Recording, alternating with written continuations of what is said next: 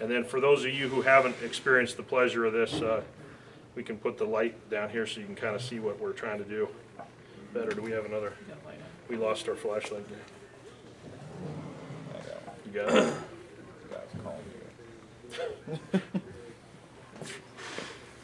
I might be down a little bit far. Did I go down too far? I'm close. So if you want to come over, those of you guys who don't have an idea of what Got me a way to put that flashlight on we there. just did. Here I've got a Done with my iPhone. here I got a flashlight. You can see how the flats line up there. Right. Here we go. Oh my gosh. So, Like a LED, man. so basically, if you can, I'll wait till you're done, and then you can see the flats in there. I just like everybody to see them, just so So you those have an flats idea. have to be on these, in alignment Well, with these what's- holes when you put the pin in there. What's going to go on next is those flats are where we're going to put these lock keys. Right. So, or draw keys, whatever you want to call them. So basically, if you've got a fleet, one of the best things to do is get in the habit of putting some anti-seize on here, because these are half the time harder to get out than the dang kingpins are. So I always tell guys, if you're doing this, guys that are new to kingpins, if you're looking after a fleet, put some anti-seize on here. I can see him over there going, yeah. If you wrestle with one of these, all it takes is one time of dealing with it, and you'll never do it again. But basically, the importance of these draw keys are, you get them to line up, you tap them in, and then we've got a flange nut now. We used to have a lock washer and a nut. Now we've got a one-piece nut that we put on here, and you just tighten that up, snug it up real good, and then once you've got both of them in place, you know that it's locked in and good to go. I'm not going to tighten it up because you guys can kind of get that part of it.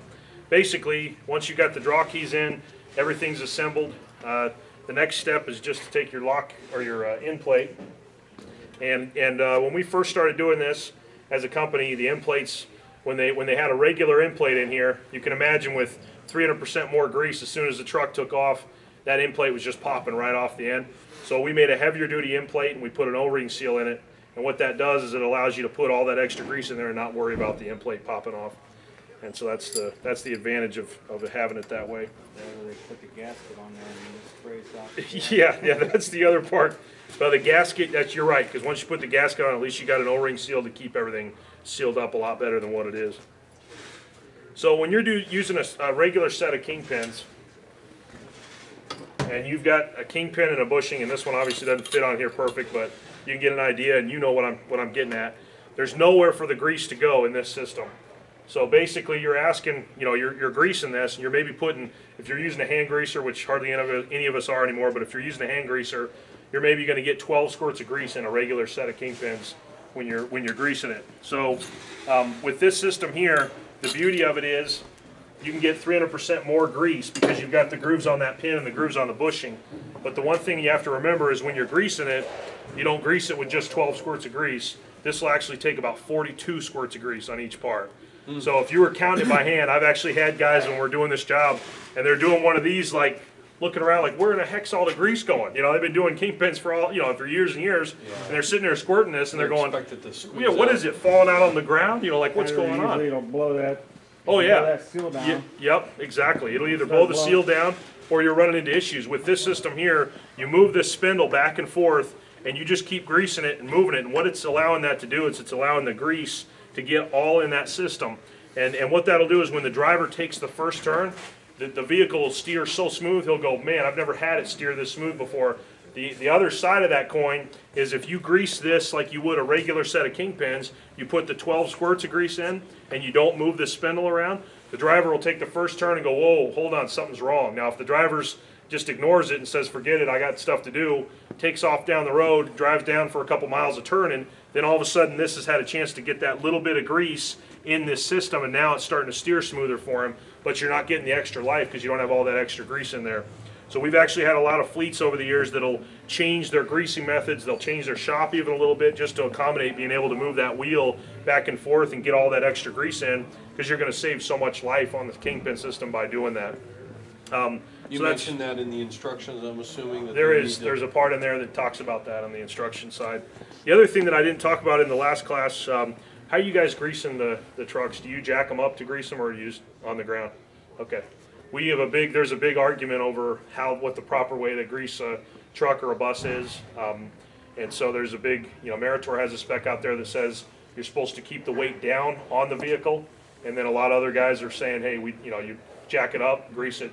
There's two different trains of thought there. One of them is that the reason Meritor has that spec is because if you read it, what they're telling you is they're seeing so much issues with the bearing, like we heard in the last class, that there's so many issues with the bearing that in their mind the only way to get grease into that bearing is to keep the weight down. By keeping the weight down, you can purge through and you're forcing the grease in. But with this system here, as I told you before, with the grease groove pin that fits up where the bearing sits, that's a non-issue with this system. So it doesn't matter whether you put the weight on or off.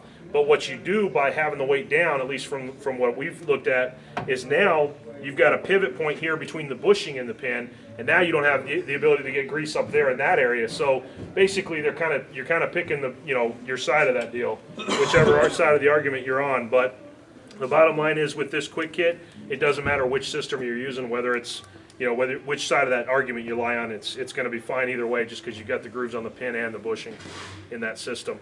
But once you grease that and you've got it where you need it to be, basically that's, in a nutshell, that's really what goes into it, and that's what enables this to drive past about 4 kingpin jobs you would have done otherwise.